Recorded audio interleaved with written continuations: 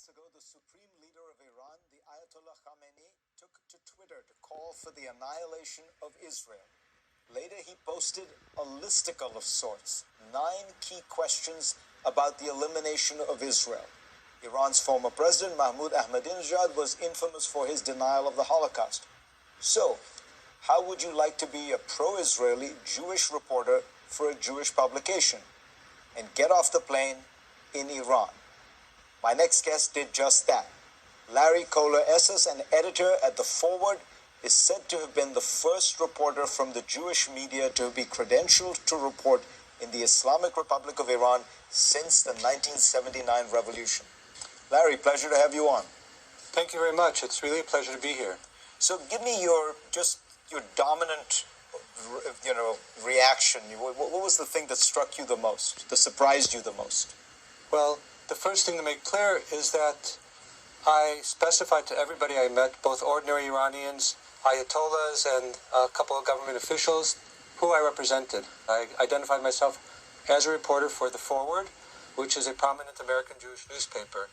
From the most hardline politicians who were very much in line with what Ayatollah Khamenei said, as you just quoted, to the people who opposed him, nobody batted an eyelash at talking to me or anything about my being Jewish or representing a Jewish media outlet. Part of the reason is that among the hardliners, they make a kind of rigid compartmentalization between Jews, who they consider people of the book under Islam, and Zionists, who are a malign international force that has nothing whatever to do with Jews or Judaism. What I was struck by is you talked about how Jewish life in Iran can be rich, and you point out that there are 13 active synagogues, 5 Jewish schools, 2 kindergartens, and a 100-bed Jewish hospital. Did that surprise you?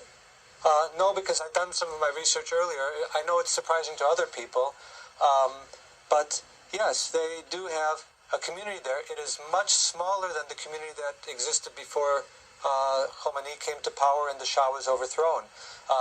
There's estimates, depending on who you talk to, between 9,000 and 20,000 Jews there. Before the revolution in 1979, there were 80,000 to 100,000. So it's clear that life is possible there. Everything you said is correct, but many Jews have chosen to make their lives elsewhere since the revolution took place. Is it your sense that the Jews of Iran are living fulfilled lives, or are they embattled and miserable, I guess would be the simplest way to put it?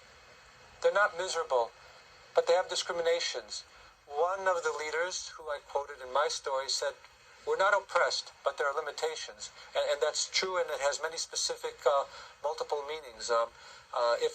Under Sharia, if a Muslim murders a Jew, I was told by this Jewish leader, the price is blood money. That's the penalty. But if a Jew murders a Muslim, the price is execution. They were very proud because they are pushing back against these limitations in their own way, but they do not challenge in any way the legitimacy of Sharia that gives them many disadvantages, which they then try to figure out ways around and ways to fight. The American foreign policy writer, Peter Beinart, who happens to also be Jewish, posits that if the Tehran regime had genocidal inclinations towards Jews, surely they would have in some way taken it out on the Jews who live in Iran. And the fact that they should cast some doubt on the idea that Iran has these kind of anti-Semitic and genocidal intentions. Do you buy that? No, I don't agree with that, although I certainly agree with the fact that the Jews in Iran are not being harmed or actively oppressed, notwithstanding the discrimination I mentioned. But there are 6 million Jews living in Israel, and as you mentioned, there are statements by leaders such as the supreme leader, Khamenei, that talk about eliminating that state, which would certainly involve eliminating many lives to make that happen. And then they have 9,000 to 20,000 Jews in Iran who are accommodated within their civilization, within their society.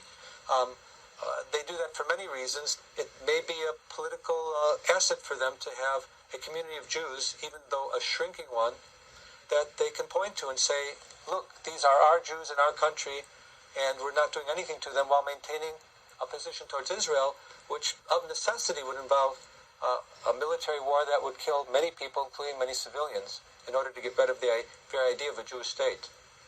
Larry, pleasure to have you on. Fascinating report. Thank you. Pleasure to be here.